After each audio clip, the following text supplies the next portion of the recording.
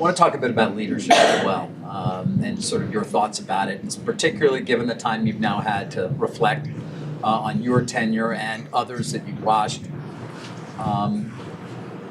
What do you feel are some of the more important attributes? And where do you think you succeeded, and where do you think, if you could share, that you failed? So, leadership is a very soft term, right? Yeah.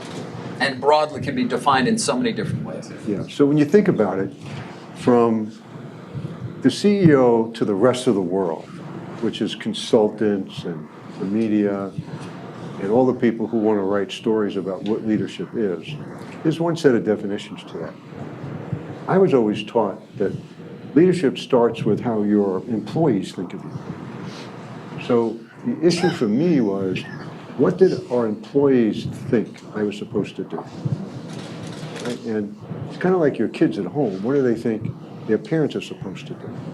It's a different question than trying to answer the question from the standpoint of a consultant. So what did our employees think? Well, they wanted to know that everything that they did not control, I had my finger on. So the first thing they always asked me, where are we going? What's the future going to be like? So, and I can't say the future is, well, next year we're going to grow by 3%.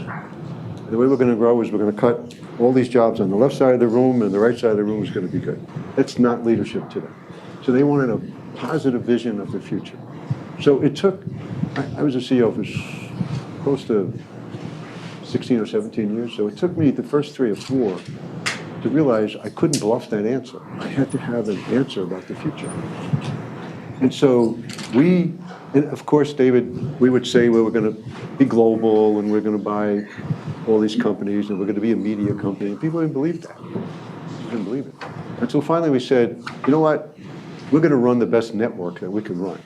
And people would say to me, I like that. Okay? And we said that. And of course, our stock went down when I said that, because people said, Ivan, you have no imagination when you say that. But we stuck to it. And now we have built on that theme. So leadership is, one thing about leadership, David, is you got to focus on the future. You have to have a compelling story to tell. Then you have to put your resources behind what you believe. And you have to consistently innovate against that to do that. Other thing leaders need to do, you have to be consistent, fair, and you have to listen. So people need to think there's a fair shot for everybody to contribute, and that you're not playing favorites, and you have a balanced program that covers all the employees. And we worked hard at that. So we had a code of conduct, we had training, and we tried to bring many people along, not just a few. So that's another aspect of leadership from the bottom up. You have to be able to communicate, you have to be able to tell your story, go through that. And then, of course, this is the hard part. You have to win once in a while. So you can't have a great story and it doesn't work. So it has to work. So you have to have the toughness to cut those things that don't, and the grit to make sure you're going to drive the behavior you need to drive to get things done. So, and people will rally around that. And there were plenty of companies that do that. You know, one of my favorite is Boring Company, FedEx. I had Fred Smith come in to talk to our senior managers a lot of times. So this is a guy that's been the CEO of FedEx for 42 years. Right? He started his company by borrowing some money to lease a plane so he could deliver packages from point to point. That's what he did. Yeah. That's Fred Smith. And look at him now. Right? And every time I would come in, I'd say, Fred, so what's your vision? He would look at me like I had no idea what he was doing. He would say, my vision is we're going to deliver packages everywhere in the world. And right now, I'm not delivering packages to 4 billion people out there.